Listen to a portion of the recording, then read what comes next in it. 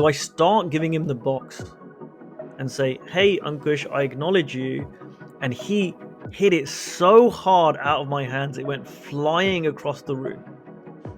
And he didn't do it on purpose, but he hit it so hard it hit my hand, and it stung a little bit. My immediate response was one of anger. Inside, I felt this surge of anger, like, how dare he do that? And he looked me dead in the eyes. He met my intensity, and he said something along the lines of, every time you don't accept an acknowledgement, that's what you're doing to people.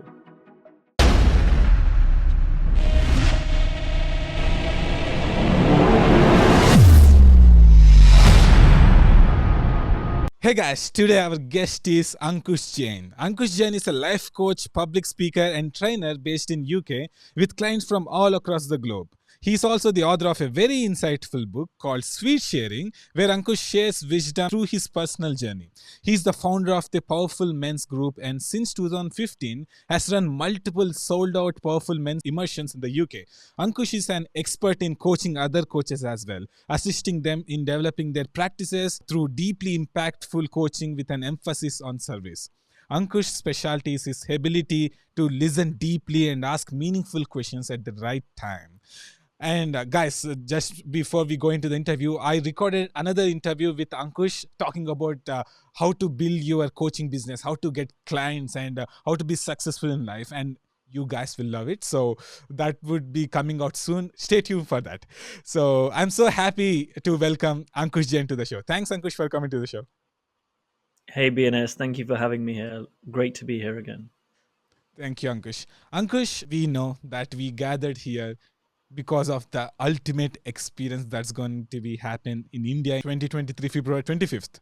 So my first question is, if you had only one chance to speak about the importance of the ultimate experience event happening in Mumbai, what would you say? I would say do whatever you can to make sure you're in the room in Mumbai on the 25th of February. I'm saying this not because there's any benefit to me personally. I'm one of the speakers, yes, and I'd love to see you in the room, but I'm not being paid to speak there. I'm paying for my own flights and accommodation when I'm in Mumbai, and I'm also buying my own ticket because 100% of the profits from this event are going to a very, very worthy cause of women who are in the sex trafficking industry. So it's a very worthy cause, but also this event isn't about me. It's not about any of the other speakers. It's really about you. I was very fortunate to be involved in the Ultimate Experience London edition, which was the last live event where Steve Hardison spoke at in April 2022. And that event was amazing. I didn't expect the level of impact that I would receive from simply being in the room and listening to all the speakers talk about being. It was a wonderful experience, but one that wasn't just a nice high for a day or two. It's something that has impacted me to this day where I'm being different. Now, I've been around personal development for 20 years. I've read lots of books, I've attended trainings, I've delivered a lot of trainings. And there's never been a day that I have attended like the day I attended in London. I'm so excited because I know Mumbai is going to be even better than the event in London. And so I'm so excited for anyone to be there, to really be there for them, and to get a deeper understanding of being. And I know that I'm going to be different at the end of the event than I am right now. Thank you, Ankush, for sharing that.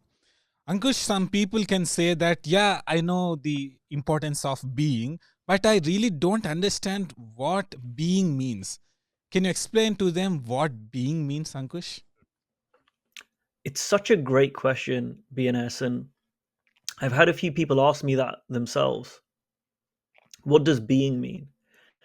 And my answer to them for the last 6, 8, 9 months has been ask me in a year's time.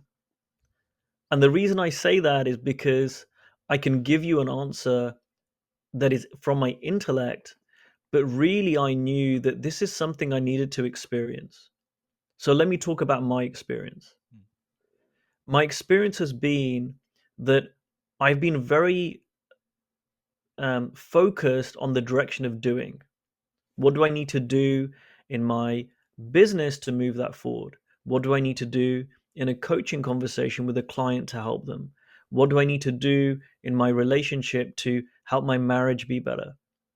And it was always looking at what to do. And I think this is very common. And I've been introduced to the idea of being, and I didn't really understand it at first either, even though I'd heard about it for many, many years. But what I've come to see is, who do I need to be in order to do what I need to do? There's a level before doing, there's a place that I'm coming from.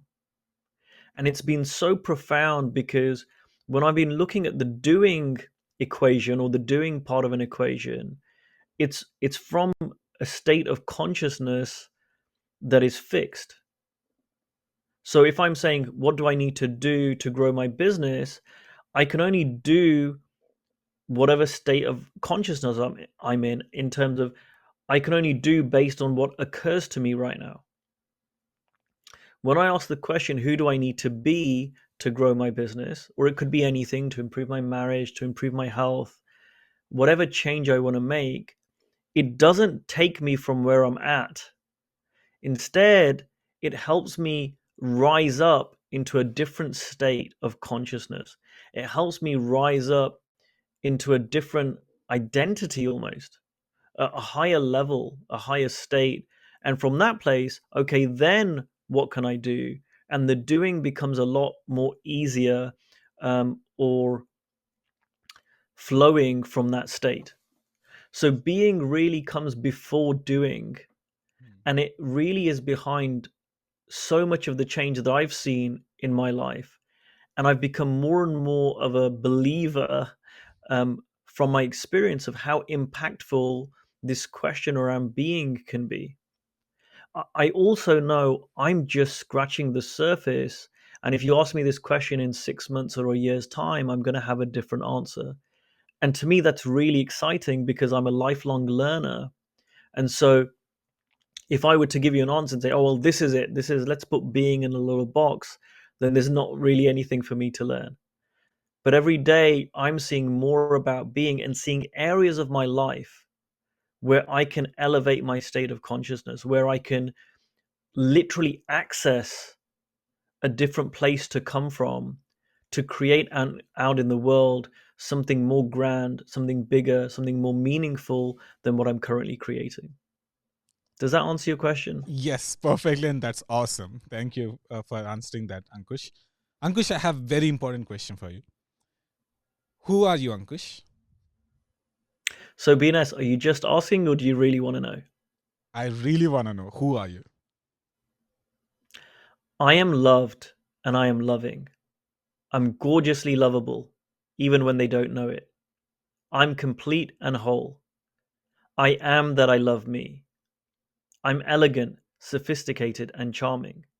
I'm hot stuff. I am a catch. I am that I make being Indian sexy. I'm the perfect height, weight, and shape for me. I'm a role model for fitness. I'm powerful beyond measure. I'm a master of self discipline. I am that nothing is beyond me. I'm decisive and bold. I'm tenacious, determined, and never give up. I'm an amazing husband and father.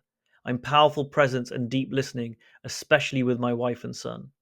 I'm an incredible lover, partner, and friend for my wife Yamini. I'm an ideal role model for my son. I am that I see and bring out the best in others. I am that I positively impact everyone. I am that I have no competition. I'm a master of my craft and I keep getting better. I'm the real deal. I'm the wealthiest man in the world. I live in an abundance of health, wealth, and happiness. I'm a master creator. I'm unlimited potential. I'm uniquely talented. I am that I connect effortlessly with anyone and everyone. I am the distinction relationship. I am that it's none of my business what anyone thinks of me. I am that I'm equally comfortable with others as by myself. I'm deep empathy and loving kindness. I am that I give freely of my time, energy, and resources. I'm wise beyond my years, intelligent and witty. I'm straight facts. I am that you can count on my word. I'm one of the bravest people I know. I am that my soul is eternal. I am a child of God. I'm divine perfection in that everything I do is perfect. I'm God's pure love. I'm a role model for success on my terms. I am that I create miracles every day. I am that I never fail, for an attempt can never fail. I'm a pillar of strength in every way, and especially for myself. This is who I am, and this is who I create myself to be. And my mother named me Ankush. Literally, Ankush, I'm not saying to impress anyone, but literally that felt so satisfying to hear because you said with such a conviction and that belief. But thank you. Now I have a question for you. How do you practice your document? So I say my document every morning and every evening as a minimum out loud twice a day. I also have my document printed and it's just to the side of me off the screen and I've printed it in a very large print. I have my friend who's a wonderful graphic designer design it and print it and frame it. And it sits there every day in my office where I can see it. Mm. I tell my document to anyone who asks, who am I? I have an excuse to share it with anyone. I don't need an excuse. I share it with everyone I know. I have a huge painting on my wall where a very good colleague and friend of mine painted me, and it was with the whole design of it being a reflection of my document and who I'm creating myself to be. So this document was one half was creating it, and there was a process I went through, but the other half is keeping it alive. And that I find every single day excuses and ways to do that, from focusing on one line. For example, I'm an amazing husband and father. I might ask myself, okay, how can I be that today? Mm. Especially when I'm not feeling like that, or especially when things might not be going well in that department. Awesome, Ankush. You answered my question perfectly. I asked you how do you practice your document, and you literally showed it. Thank you, Ankush, for sharing that. Ankush, can you share us the story of box of chocolates that showed you the importance of acknowledgement? Absolutely. This is where really my being journey began in 2021. I had paid a lot of money to go and see Steve Hardison in his office in Phoenix. And so I went over to his house and we didn't go into his office straight away. We spent some time connecting and then we went out to his garden. We took some photos. He gifted me a copy of the book, The Ultimate Coach. And whilst he was gifting me the book, he had written something in the book and he told me a very sweet, heartfelt acknowledgement about how loved I was and how many relationships I'd cultivated on Facebook and how he had never seen that before. We then go into his office and he asked me what did I want to work on, and I shared something with him. I said, well, outside you gave me this sweet and sincere acknowledgement, and I know that Steve has a reputation for not saying anything that he doesn't mean. And then there was part of me that thought, well, I bet this guy says this to everyone. Mm. And so I spoke that to Steve.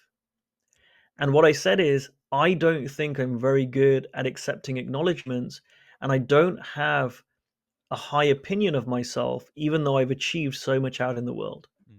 And I believe that if this changes, then I think it's going to change everything for me.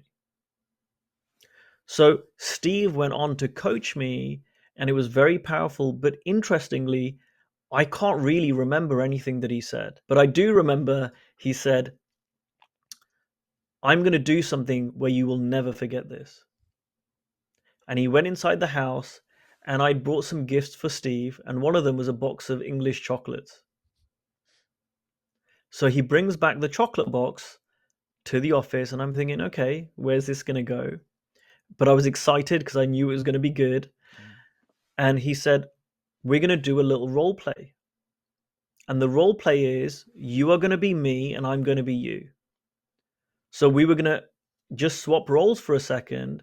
And he said, I was to give him an acknowledgement. So I'm pretending to be Steve Hardison and I'm giving an acknowledgement to him and he's pretending to be me. Mm. But he said, we're going to use the box of chocolates as a metaphor for the acknowledgement, a physical metaphor. So And he took a long time explaining this, so I really got it. So I'm going to give him a box of chocolates, and that's going to me pretending to be Steve, mm, and this box is a representation of an acknowledgement. So I was like, okay, I get this. He explained it a lot. So I start giving him the box and say, hey, Ankush, I acknowledge you. And he hit it so hard out of my hands, it went flying across the room. And he didn't do it on purpose, but he hit it so hard it hit my hand, mm, and it stung a little bit. And my immediate response was one of anger. mm. Inside, I felt this surge of anger, like, how dare he do that? And he looked me dead in the eyes. He met my intensity, and he said something along the lines of, every time you don't accept an acknowledgement, that's what you're doing to people. And it hit me so hard, and he was absolutely right. I am never going to forget that lesson. In fact, he did it a second time. He made us role play it again to make sure that I really got it. And this time he power slammed the box of chocolates straight down. And believe me, I will not forget that.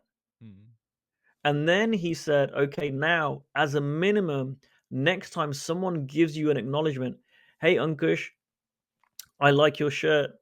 Or, hey, Ankush, that was a great coaching session. Or, hey, Ankush, I really admire the way you show up on social media. He said, as a minimum, you want to say thank you. mm.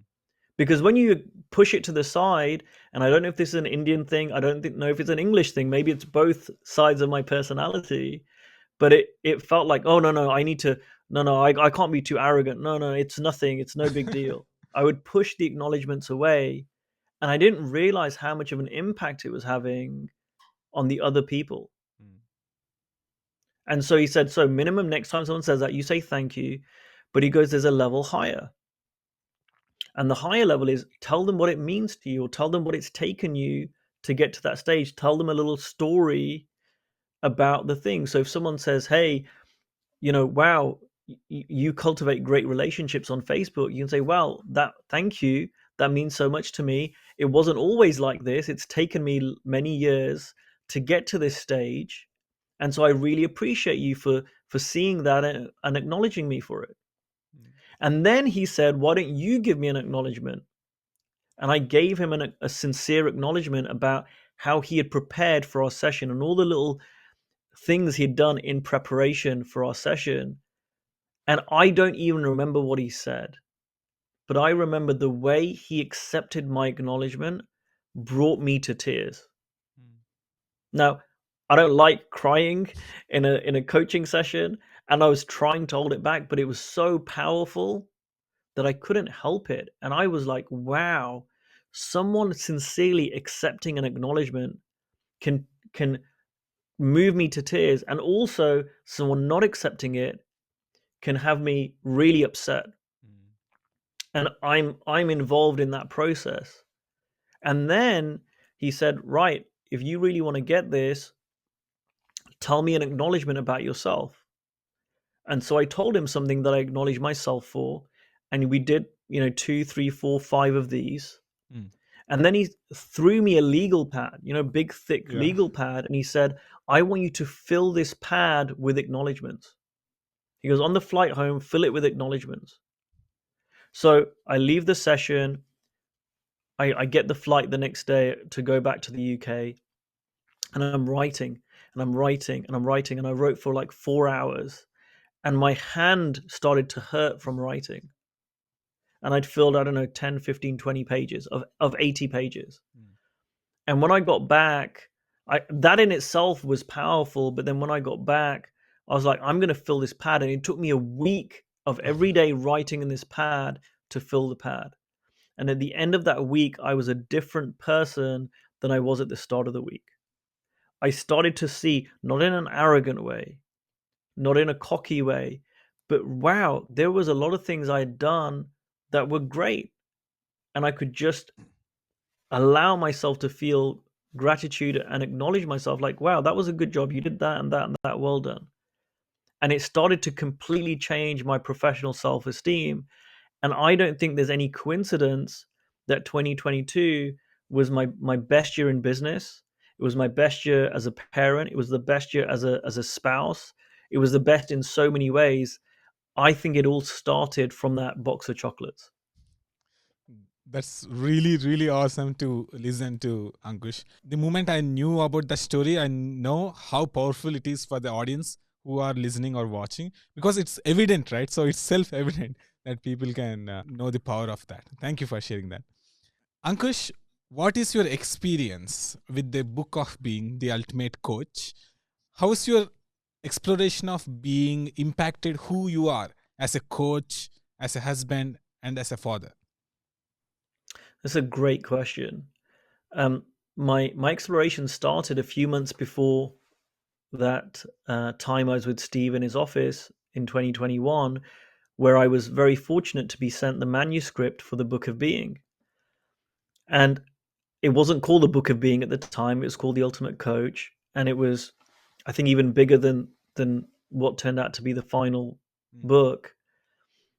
And I didn't read it in the way that it's been mm, told to read it now because it wasn't designed that way. It was a manuscript. And so I read it very much about Steve Hardison, and I'd heard lots of stories about Steve. My own coach at the time, Steve Chandler, had been coaching with Steve for over 2 decades. And so I felt like I knew a lot of Steve indirectly. I'd met him a couple of times, but I didn't really know him. There was a lot of mystery about him. So I read the manuscript and I'm like, wow, I'm blown away by this guy. This is about this guy. And it's a great brochure for this guy. Well, I have that first session with Steve, and then he gives me a copy of the book and he said, I want you to read the book. And I'm thinking, I've already read the book, but he spent 20 minutes explaining why he encouraged me to read the book, why I should read it in a particular way. I read it about me and not about him. And mm, it was a book about being, not a book about him. And so I said, okay. And I read the book, and it was like reading a totally different book the second time around because it wasn't about Steve anymore. It was about me and who I could be in that moment. And then I listened to the audiobook, and then that was a powerful experience. Hearing it read and thinking about being, and every single time I'm listening or reading to it, I'm different. Well, then that led me to go much deeper into exploring being because then I hired Steve Hardison for a 10-hour coaching agreement in 2022, where we went much deeper into exploring what being was and how it looked for me. And that has changed absolutely everything. A lot of that time we spent creating my document, which I spoke earlier on in this interview, and that was a large part of the time we spent together and about me consciously creating myself through a process of identifying my limiting beliefs or my listenings, as Steve calls it, for me that just weren't true and weren't empowering, and forgiving myself for the judgments I had on myself for those listenings. And from that place, creating this document, which was okay, who do I want to be going forward, which is more empowering and a creation, a conscious creation, as opposed to who I was being on default. And what that's led to is my marriage changing beyond recognition. My wife has said to me that numerous times, you wouldn't have done this a year ago. You're being different now than you would a year ago. She's thanked Steve Hardison for the work he's done with me because of the change she's seen in me. And she's never done that with a coach before. mm. She's appreciated the coaching I've had. She's seen changes, but never to this level. So it's had a huge impact on who I am. And it's changed me from thinking there's a limit to what I can create in my marriage, and well, then the rest of it's down to my wife to know there's another level and another level and another level, and constantly going higher and higher in terms of who I can create in my marriage. And we spent very little time talking about relationships in our coaching. This was more about my own exploration around being and taking what Steve was sharing with me and then exploring that and putting it into practice. In the same way, my business took off because my self-esteem was now more solid and more appropriate, not arrogant, but appropriate for who I was in the world. And I was willing to be a stand for people, i.e., I was willing to really say something strongly for people's benefit, even if it meant they might not like me. I remember Steve telling me that people are judging us anyway. You, me, people are going to be watching this interview and they're going to be making judgments. Some of them are going to think, wow, BNS is an amazing interviewer. Some of them are going to say, wow, Ankush is a great person that you've interviewed. This is the best I've ever heard. And someone's going to say, oh, BNS is a rubbish interviewer. And why has he got Ankush on there? And there's going to be everything in between. Mm.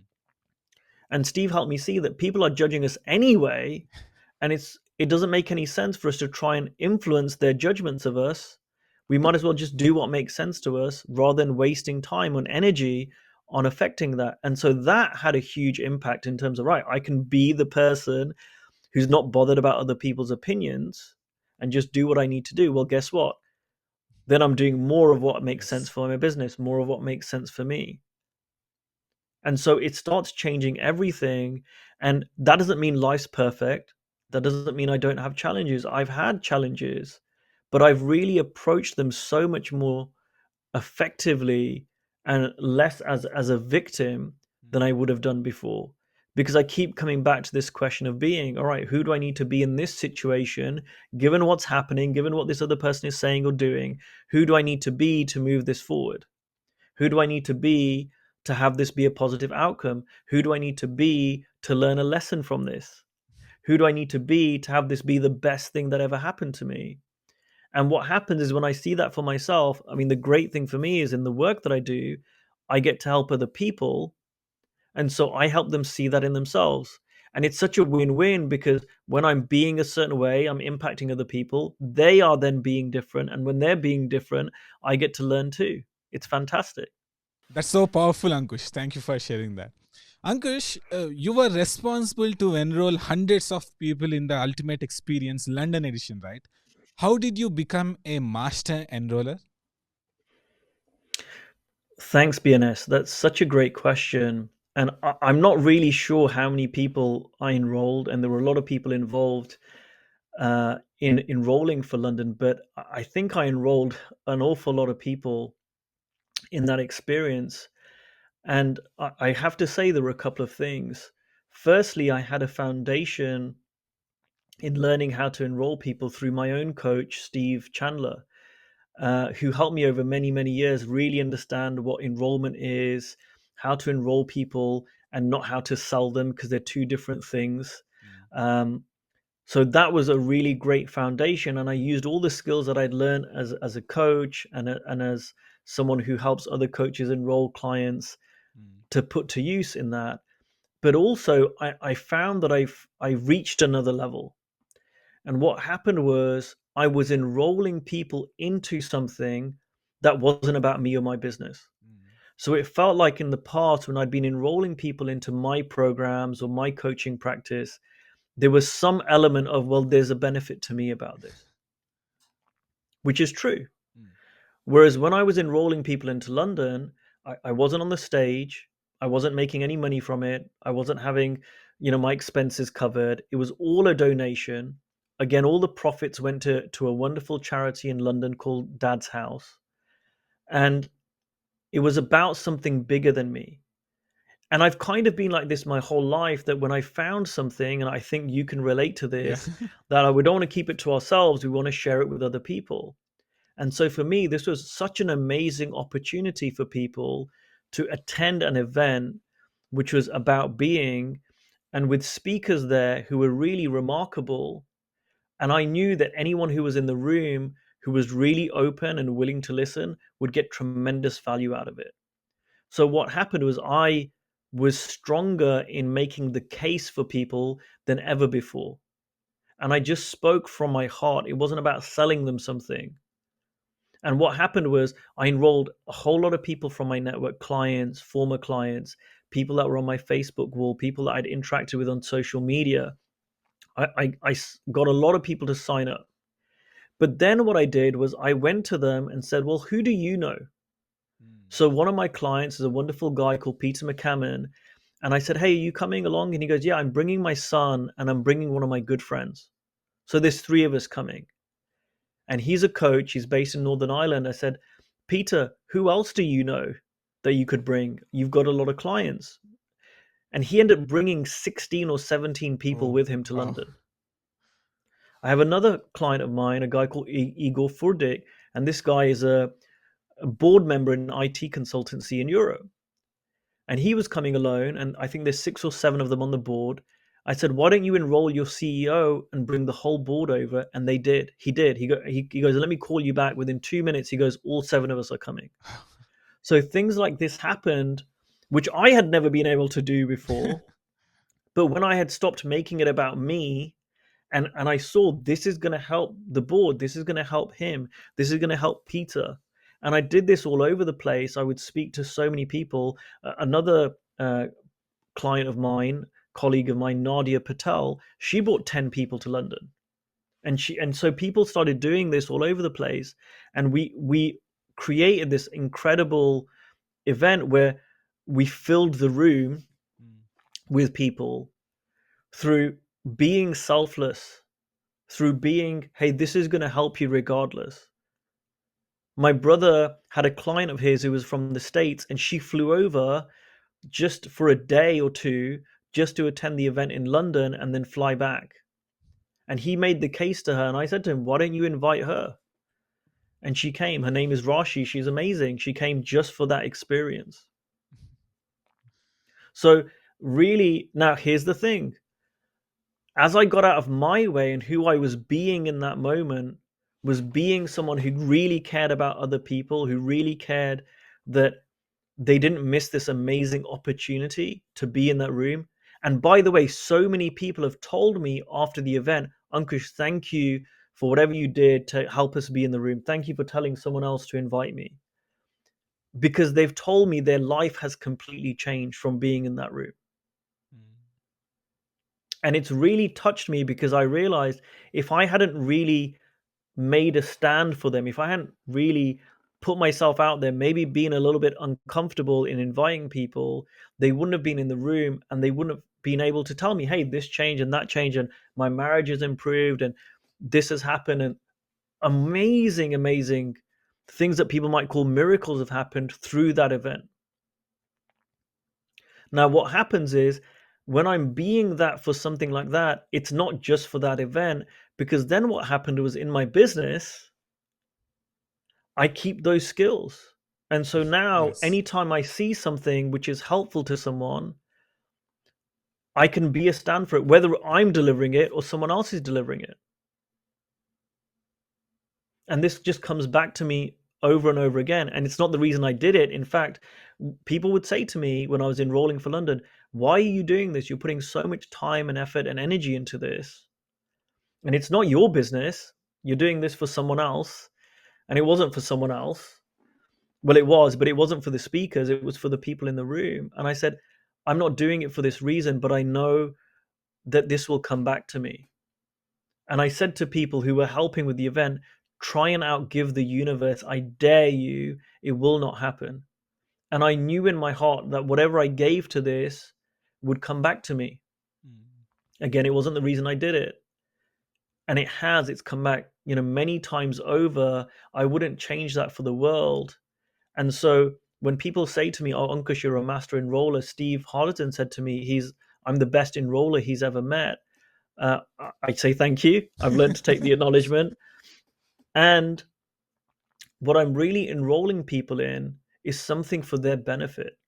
I'm enrolling people in what they want already, and helping them see everything you want is here. So the reason I'm helping people enroll to come to India is not because I'm speaking there, or I'm going to get some benefit out of it, or anything like that. I'm helping to enroll people, and I thank you for this of helping us enroll people to India, because I know just how beneficial it's going to be for them. mm. And that just feels good as a member of the human race to help other human beings. Absolutely, Ankush. Thank you. Thank you so much for being yourself. Ankush, who you had to be to treat yourself as the love of your life?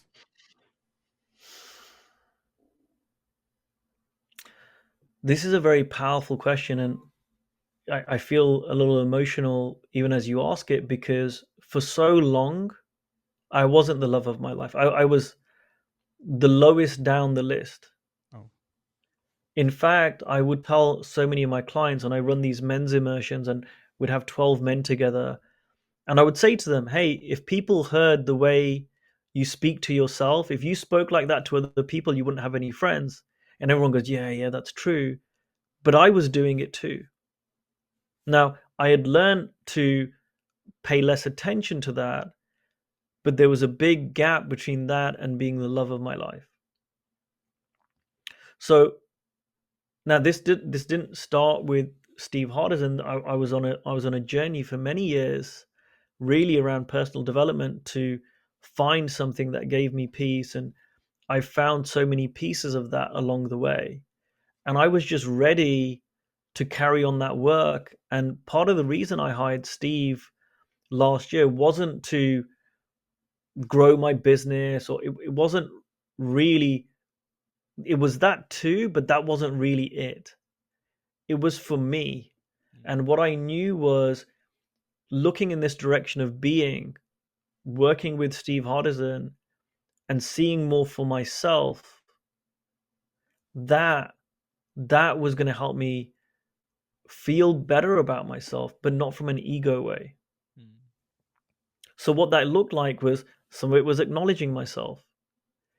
Some of it was creating my document.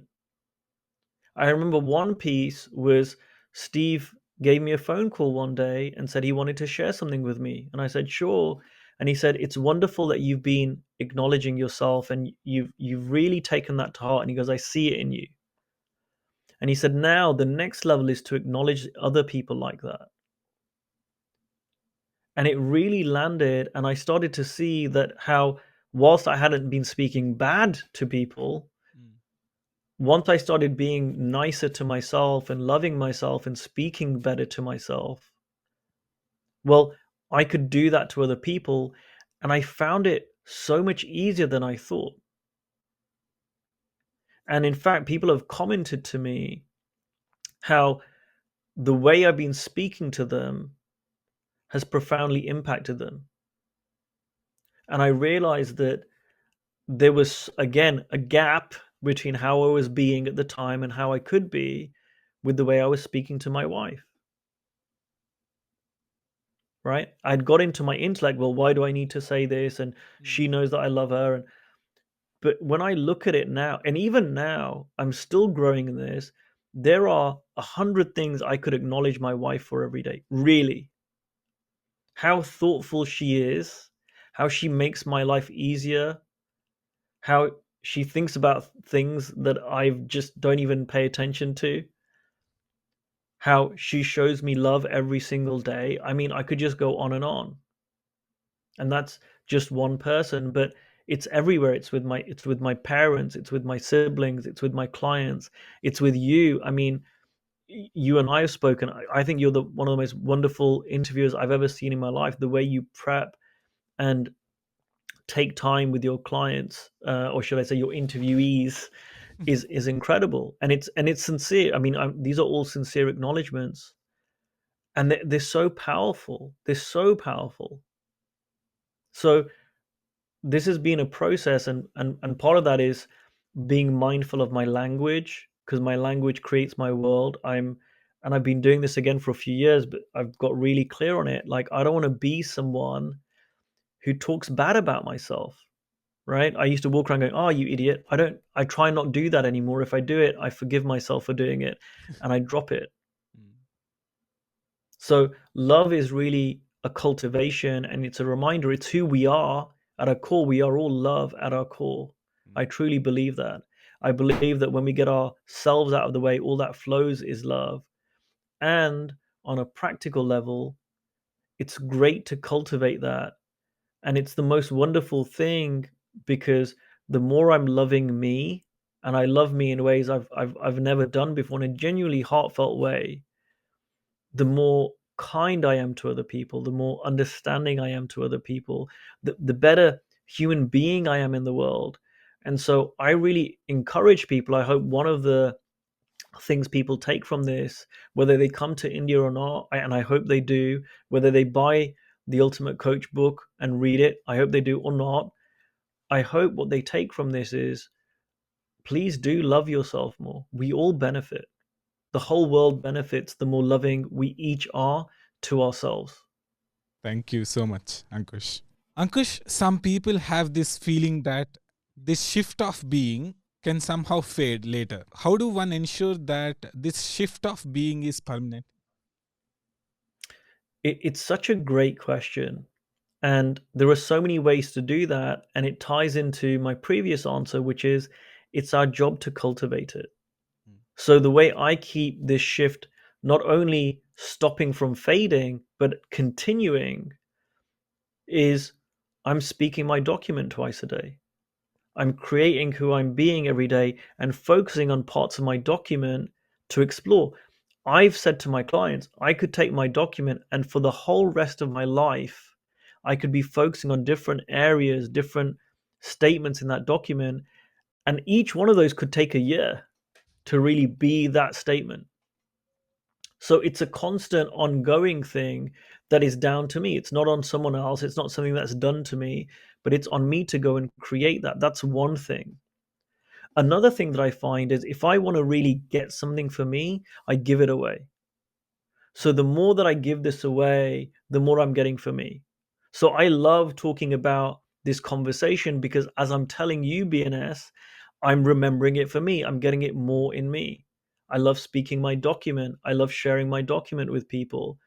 I love telling other people and coaching them to create their own documents. Every time I do that, it gets into me more. When I'm coaching people who say, I have my document, how do I make it more real or how do I really be it? When I'm coaching them, I'm coaching myself too.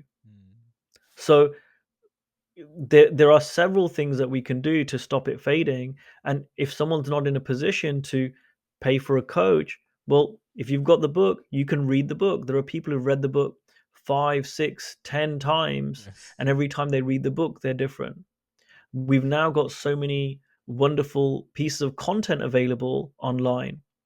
There's the interview you did with Alok. There's the interview you did with Steve Hardison. There's the video called the Mumbai Miracle. There's another video where Steve did a webinar with the people creating the event in Mumbai. There's the video TBO LIT NFL. There are so many pieces of content out there that now there's all the videos. The whole London event was filmed and it's online in the Facebook group called The Ultimate Coach for free. There's no cost to watch that. So there's so much that we can explore at no cost, but it will take our time and energy to look in this direction and keep it alive. It's like if you go to the gym and you get strong muscles, how do you maintain the muscles? Well, you got to keep going to the gym. It's the same thing. Yes, Ankush.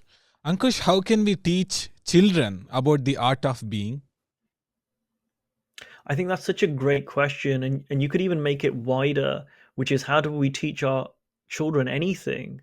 And it's a great question for me as a father. And my current answer to it is I've got to really be it. I can teach my son, do this, don't do that.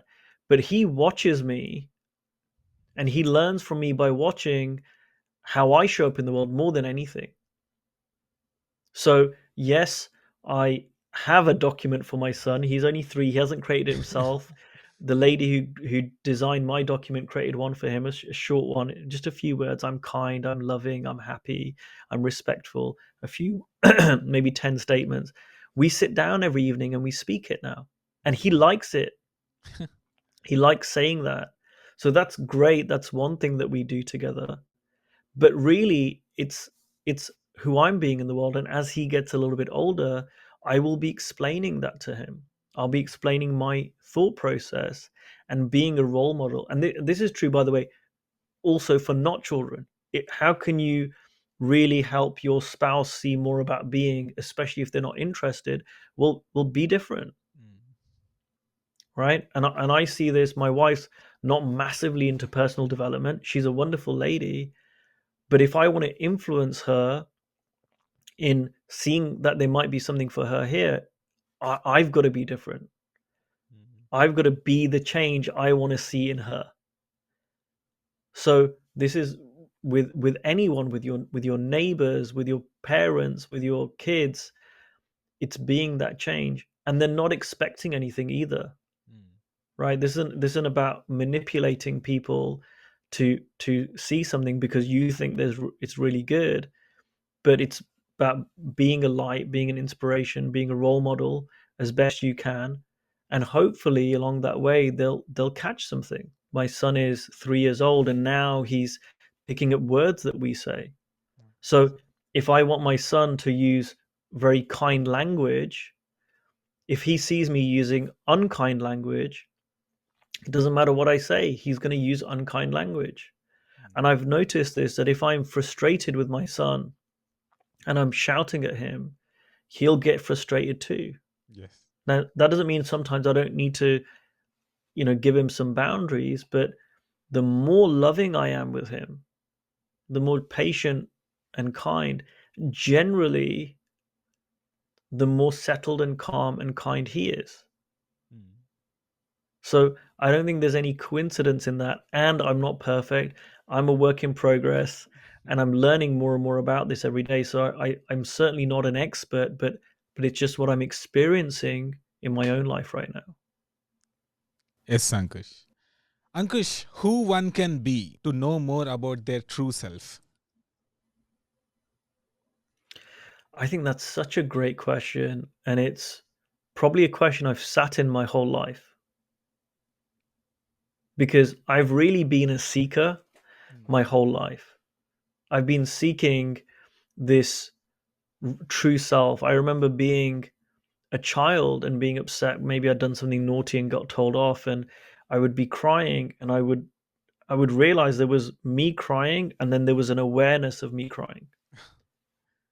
And even at a young age, I was aware of that, and then I kind of forget it. And as I get older and I start exploring spirituality, but what advice I would give to people is really to trust your own intuition, Mm. really. And I've seen that over and over again, that don't listen to me just because I'm saying whatever. Yes, it's my job to make a stand and for what I believe, and offer where I see value, but I would always say to people, trust your own wisdom, Mm. because that wisdom is going to be guiding you. And I know there are people who've said it makes no sense for us to be in India logically, but we something was guiding us to be in that room, and they've gone and bought tickets, and they're going to be in the room. Yes. I would trust that. And I've seen this over time. This is true with me too. I was aware of Steve Hardison since 2014, and it feels very much that I have explored this topic of being and moved in this direction at simply the right time for me. Mm. And I was ready now to really hear what he had to say, and get benefit from it. So if people are wanting to find their true self, find the real them, well, the real you is going to guide you on that journey, in my opinion. Yes, Ankush. Ankush, who you became at the end of 2022? 2022 was one of the greatest years of transformation of my entire life, and especially the second half of 22. So who I became was someone who, for the first time in my life, really liked myself, Mm. loved myself, um, had dropped a whole load of insecurities about how I look, had dropped a whole load of insecurities as a husband, and had helped create an amazing marriage that isn't perfect, but light years ahead of where we were. Um, I was someone who not only had nearly tripled the size of their business, double to triple the size of the business, but I was doing it in a way which was ethical, in line with my values, where I could see that what I was doing was generating income for me, but that was a side effect. What I was doing was really having a profound impact, and I started to see bigger and bigger ways that my work can impact the world, which I hadn't done before. Before it was like, okay, there's me, and I've got to go, and I want to do good work and I want to help people, but you've got to make money. and that's shifted. So now it's like, well, what impact can I have on the world? Who can I be in the world given my skills and my experience and everything? And a side effect of that is a lot of income has been coming to me. So in a lot of ways, I'm profoundly different, and I know I'm just scratching the surface. I know there's so much more to come, and that's what's really exciting to me. Thank you, Ankush. Ankush, would you like to say anything before we end the interview? I just want to say thank you, BNS, for taking the time to record this. You are an amazing interviewer. And to everyone listening, I would again say I would love to see you in Mumbai. If you buy a ticket after seeing this interview um, in Mumbai, come up and find me, message me, or find me on social media and let me know you're going to be there. I'd love to hear from you. And remember, this event isn't about Steve Hardison. It's not about me. It's not about BNS. It's really about you. And so I hope to see you there. Thank you so much, Ankush. And thank you for sharing your thoughts. Thank you so much.